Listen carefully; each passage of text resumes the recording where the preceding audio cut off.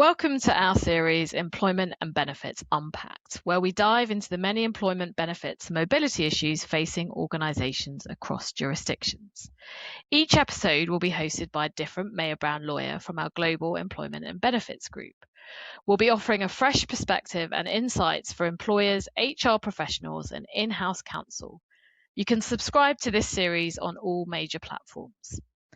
I'll be your host for this episode. I'm Miriam Bruce, a partner in Mayer Brown's London office. I'm delighted to be joined by Julien Haure, partner and head of our global and employment and benefits team in France, and Hagen Köckeritz, partner and head of our global employment and benefits team in Germany. Today, we're going to be unpacking the topic of pay transparency legislation in Europe and the UK. This is one of the hottest topics in employment law right now, with the EU Pay Transparency Directive requiring implementation by the 7th of June this year.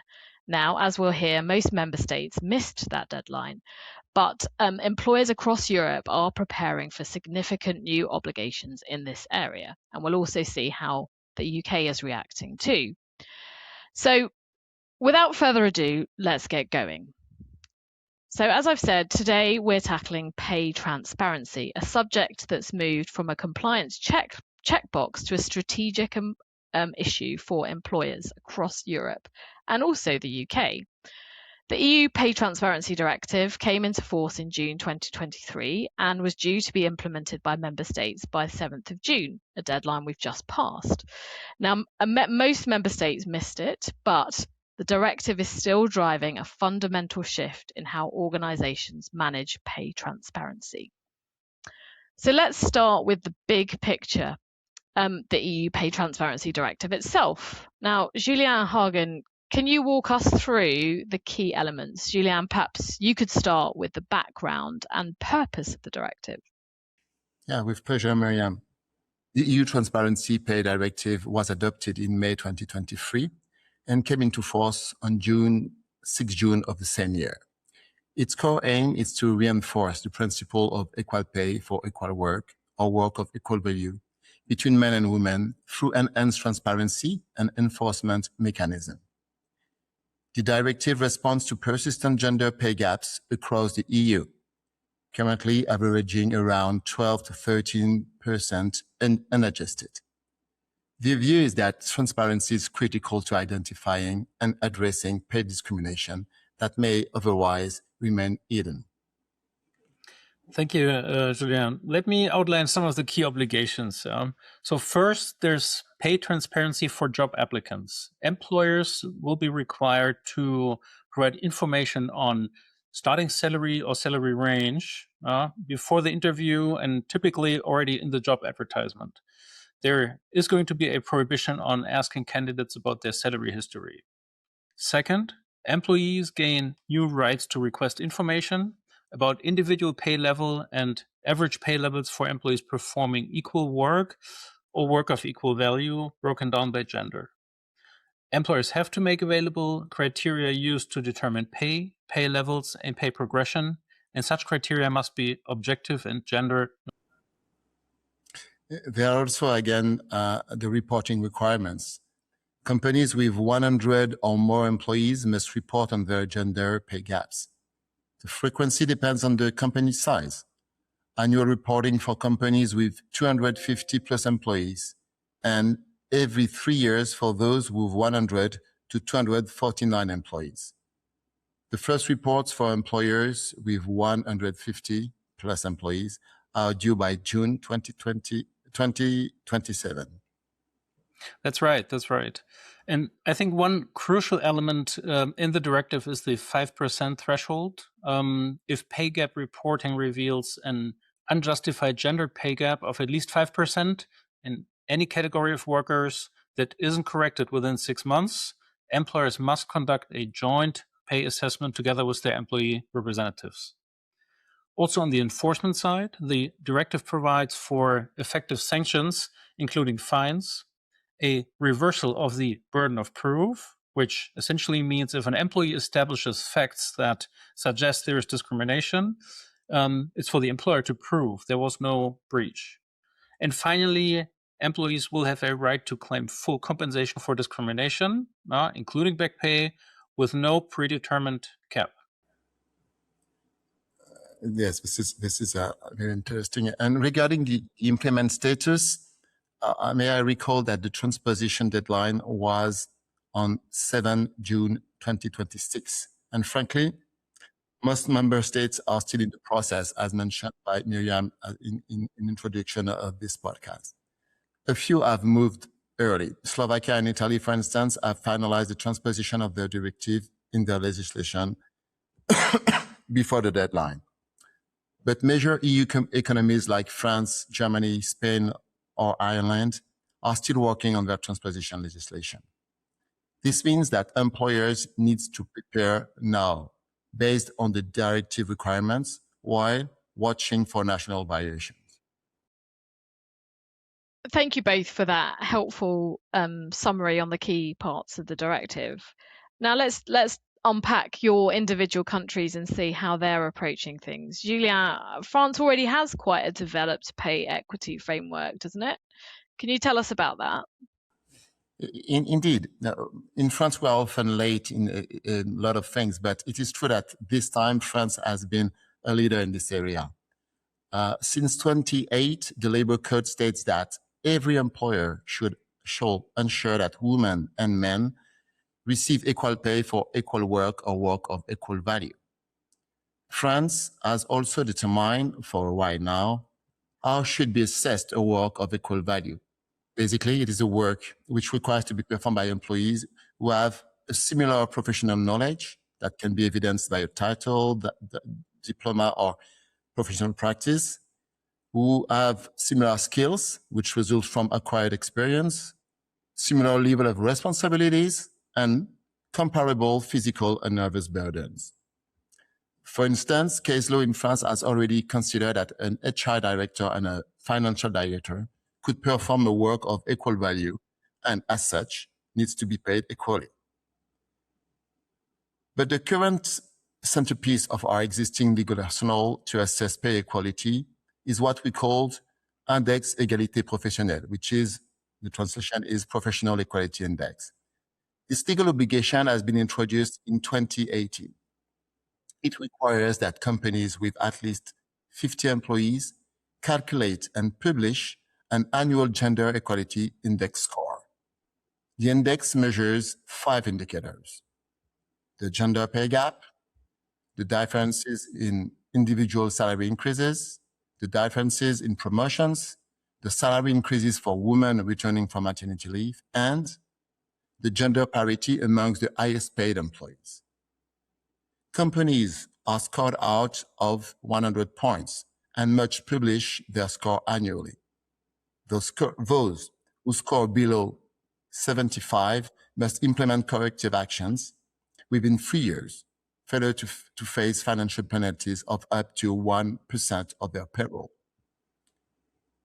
The most recent statistics show that the average national score has improved over time, and it's reached now nearly a score of 88%. But there is still work to do, particularly on the higher paid positions indicator, where many companies score poorly as women remain residual, unfortunately. So, Julien, it's very helpful to understand France's current position. How is France approaching implementation of the EU directive? The French Parliament has already a draft law, which has not been formally adopted by the French Labour Ministry, has announced that it should be the case soon. According to the most recent announcement, the law should enter in force early 2027. The current bill focuses on topics that are not addressed by our Professional Equality Index. For instance, I may say it has an important criteria to the current Equal Pay Index, which is the gender paid gap for each category of workers performing equal work of equal value. It also extends the employees' information right and recruitment transparency. Indeed, workers will have the right to obtain pay gap data concerning their colleague with whom they consider they perform an equal work, which is not an easy assessment to do. Employers should disclose the contemplated salary range when advertising jobs, or at the latest before the first interview with the candidate. This bill also provides a reverse burden of proof in equal pay disputes, as mentioned by Hagen in the preliminary talks. That being said, most of the provisions of the bill will require enactment of decrees in France in order to specify how to apply the law. And such decrees, unfortunately, may take some time to be drafted. So the announcement of 2027 should not be the right one. Thank you very much. So let's move to Germany. We've already revealed at the beginning, Hagen, that Germany has not implemented the directive yet, but you have already, like France, a framework in place through the Pay Transparency Act. I'll leave the German pronunciation to you. But there are some limitations to that, I understand. Absolutely correct. Yeah. So we have the German Entgelttransparenzgesetz, the German Pay Transparency Act already since 2017. It introduced an individual right to information for employees in establishments with more than 200 employees. So we need a certain minimum size for employees to have that right. If the threshold is reached, then employees can request information about the median pay of colleagues of the opposite gender performing comparable work. But in fact, take-up has been relatively low. There are studies that suggest that only a very small percentage of employees actually made use of that right. Talking about limitations that you mentioned, yes, there are limitations. One, obviously, is the 200 employee threshold requirement. So smaller establishments are out of scope already.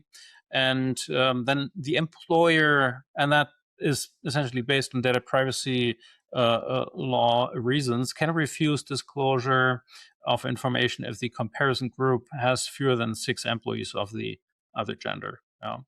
There's also no obligation for employers to proactively inform employees that they have the right, which means many employees are not even aware of their right to ask for information.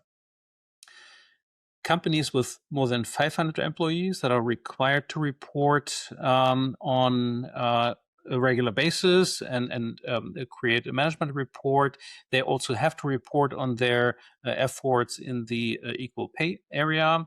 But this reporting is relatively limited and only follows a 5-year cycle for companies that are bound by collective agreements. There's also no mandatory pay gap reporting requirement that's comparable with what the directive actually introduces.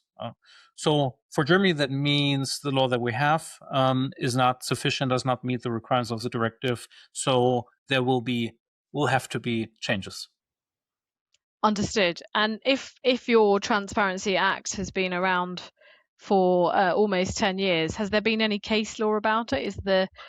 Are the courts shaping the landscape in pay transparency in Germany? Yep. Yes. Great question. The Federal Labor Court has been quite active, especially in recent years. There are 2 landmark decisions. One goes back to 2023, where the Federal Labor Court confirmed the scope of the information right under the Pay Transparency Act and also clarified details around the burden of proof for the employer. And all of that was based on Article 157 of the Treaty on the Functioning of the EU, which requires member states to interpret local law in accordance with EU law requirements. And then importantly, the court adopted a quite broad interpretation of who qualifies as an employee under the Act, which also follows a trend that we see in EU law. A more recent decision from October 2025 is quite interesting as well, because the court determined that even if there's only a one-to-one comparison, so one person claims that she has been paid less favorably than a male a colleague of the same establishment, this already creates the assumption that there is discrimination. The burden then shifts entirely to the employer, so the employer has to prove that the differentiation in pay was based on objective and gender neutral factors. Very interesting. And so where is Germany with implementing the directive? It sounds like things will need to change, but how quickly? Yeah, still work in progress. So there has been no draft law published. There was an expert committee in fall 2025 that provided a report, but there is still no law or draft law that we can look into. What we have to expect, obviously, is that there will be an amendment to the Entgelttransparenzgesetz or even an entirely new implementation act. And the expectation is that the German legislation will have to lower the threshold from currently 200 employees in establishments to 100.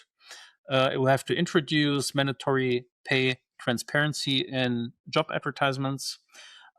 It will have to implement a structured pay gap reporting for companies with more than 100 employees, and create rules around the joint pay assessment obligation if there is an unjustified gender pay gap of more than 5%.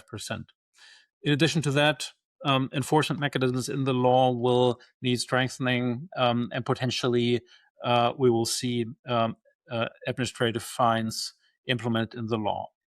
For employers, this essentially means that they cannot wait for the new legislation to come, especially based on the requirement to interpret local law in accordance with EU law. Now that the directive is in force, employers will have to start reviewing their workforce headcount against the headcounts determined in the directive. They will have to map their current pay structures against the directive's indicators and ultimately strengthen their documentation to meet the evidentiary standards already set by the Federal Labor Court. Very helpful practical input. And we'll come back, I think, to practical takeaways, because certainly one of the questions I get asked a lot is one, what's the position of the UK, which I'll come on to in a moment, but also what should employers do where member states haven't implemented it. Sounds as though the advice is going to be don't wait, take action. So we'll come back to some practical takeaways from you both before we end our session today. But I just wanted to touch on the UK and what the position is here, particularly post-Brexit. So post-Brexit, the EU directive does not apply. But the UK does have a well-developed framework, particularly for gender pay reporting. And that pay gap reporting framework applies to employers with 250 or more employees on a particular snapshot date. So private and voluntary sector employees and certain public authority employers report under the legislation we have in place, the Equality Act, Gender Pay Gap Information Regulations, which have been around for almost 10 years now, using the 5th of April as a snapshot date. And employers have to report annually on 6 metrics. It was interesting to hear from you both, and particularly from France, about what reporting looks like there. But in the UK, the 6 metrics that are reported on are mean and median hourly pay gaps, mean and median bonus gaps, the proportion of men and women receiving bonus pay, and the distribution of men and women across pay quartiles. And that data has to be submitted through the government's gender pay gap service, as well as published on the employer's own website. So large UK employers have been reporting on their gender pay gap for some time now. But as many of those tuning in today will know, the UK employment law landscape is changing significantly with the Employment Rights Act, and that legislation is touching most things, including this area. So I think the one important development to flag is equality action plans. So current government guidance provides that employers with 250 or more employees, that number again, may publish voluntary gender pay gap and menopause action plans from April this year, with mandatory action plans expected from spring next year, obviously subject to legislation. And these plans are intended to really dive into gender pay gap and help support employees experiencing the menopause. Further down the line, the UK the government has confirmed that mandatory ethnicity and disability pay gap reporting will be introduced for large employers again. No specific date, but the government most recently said that the regime should be operational and in place by 2029. So we'll have to wait and see. But unlike the directive, the UK current regime doesn't impose general statutory requirement to include salary ranges in job adverts, although you do see that in the market. And what I think that means really for organisations operating in both the EU and the UK, there'll be a need to operate two different regimes, particularly given the UK's 250 employee reporting threshold and the different approach to transparency and reporting requirements in the EU. So more compliance issues for employers to manage, but I think what this legislation, the legislation we have and the legislation that you are both going to be grappling with, really puts the focus on a broader shift, not just from compliance, but really grappling with pay transparency and pay gaps in particular. So I promised to come back to practical takeaways, and we've heard a little bit of that from you already, Hagen. Julien, what should employers operating in France prioritise, do you think? My key takeaways for France, Miriam, notably for foreign employers, would be the following one. First of all, don't think that you are compliant just because you have the professional equality act in place and that you had a good score so far. This could be a mistake because, as you know, the directive introduced new indicators. So, and it is my second takeaway, identified any gaps you may have against the directive requirements, which are not addressed by the index legislation so far. My third one, it is, I think, maybe the most important. You need to start right now to classify your job position based on the equal value criteria so that you may adequately face the employee's request to be provided with their colleagues' remuneration. It is not because an employee does not perform the same or a similar job than his colleague that it could not be considered as an equal value work. This is very important. Sometimes you have some collective bargaining agreements that already have implemented some classification that may help you to classify internally your job category. And finally, stay tuned, watch for the implementation legislation. It should come faster as expected. Okay, so things to be doing in France. How about Germany, Hagen? Yeah, very much the same. So I think the most important takeaway is to not wait, but start now. The law already has to be interpreted in accordance with the EU directive. What does it mean? I think employers need to start assessing their existing headcounts against the thresholds under the directive and determine which thresholds are applicable. Second, they should analyze their pay data and identify any potential gaps before they're required to report. And then, in my view, most critically, they should strengthen their documentation. Courts already are applying EU-aligned evidentiary standards, so employers need to be ready to justify pay decisions with objective, gender-neutral criteria. Very clear. And I think for the UK, the messages don't assume just because we're outside the EU directive that we can ignore pay transparency or pay issues. The UK is clearly on its own trajectory towards greater transparency, albeit via a different route. So there will be an increased focus on this in the coming years with the equality action plans coming in and potentially different types of pay gap reporting. And if you're operating both in the UK and the EU, you'll need to coordinate your approach so that it is a seamless an experience, both for you complying with your legal obligations, but also for your workforce.